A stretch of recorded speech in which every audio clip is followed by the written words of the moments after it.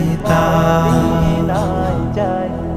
এদিকে সেদিকে ঘুরে বেড়াইতাম মেলিয়া ডানা, যেথায় পড়েছিল নবীর কদম খানা। এদিকে সেদিকে ঘুরে বেড়াইতাম মেলিয়া ডানা, যেথায় পড়েছিল নবীর কদম খানা।